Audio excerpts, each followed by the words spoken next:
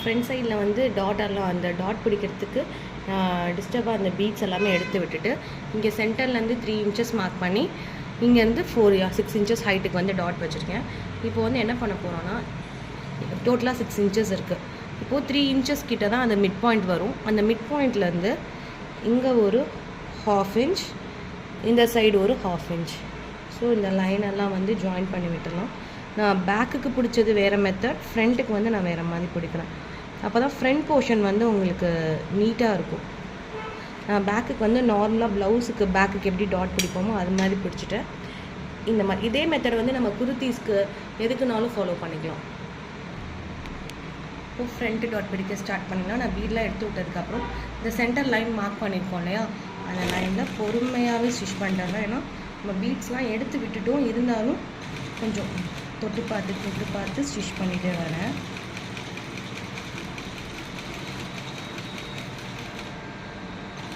Okay, நான் வந்து 6 inch line வரைக்கும் ஸ்டிச்சஸ் போட்டுட்டேன். இதை அப்படியே டர்ன் பண்ணிடுறேன். இதை அப்படியே டர்ன் பண்ணி அந்த லைன் மேலே அகைன் ஒரு ஸ்டிச்சஸ் போட்டுக்கலாம்.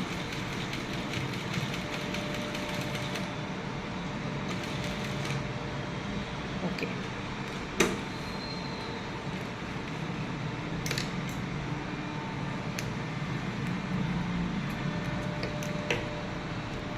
இந்த சென்டர் லைன் போட்டதுக்கப்புறம் இந்த சென்டர் லைன் போட்டோன்னே அது வந்து சென்டராக அந்த த்ரெட் வர மாதிரி வச்சுட்டு இப்போ டாட் பிடிக்க ஸ்டார்ட் பண்ணிடலாம். இந்த வந்து நான் சென்டராக வச்சுட்டு இந்த சென்டர்லேருந்து இந்த பக்கம் ஒரு 1/2 inch, இந்த பக்கம் ஒரு 1/2 inch விட்டுருக்கேன். ஸோ நான் இங்கேருந்து வந்து ஸ்டிச் பண்ணிட்டே வரேன். இந்த கார்னர்லேருந்து கீழே அந்த 6 inch லைன்லேருந்து ரிவர்ஸ் ஸ்டிச் போட்டு ஸ்டார்ட் பண்ணிக்கலாம். இங்கே வந்து சென்டர் லைன் ஸ்டிச் பண்ணுறப்போ ஏதாச்சும் ஒரு பீட் மாட்டுற மாதிரி இருந்துச்சுன்னா நம்ம வந்து எடுத்து விட்டுடலாம். ஏன்னா இந்த இடத்துல பீட் மாட்டுற மாதிரி இருக்குது, ஸோ அதை நான் எடுத்து விட்டுட்டேன். நீங்கள் வந்து பீட் இருக்கிறதுனால கொஞ்சம் ஸ்லோவாகவே தைச்சிட்டே வந்து டக்குன்னு பட்டுச்சுன்னா நீடில் வந்து உடஞ்சிடும். ஸோ இந்த இடத்துல 1/2 inchல கொண்டு வந்து நிப்பாட்டிட்டு ஷார்ப்பாக டேர்ன் பண்ணாமல் ஜென்டிலாக மைல்டாக கர்வ் வர மாதிரி டோன் பண்ணிக்கணும்.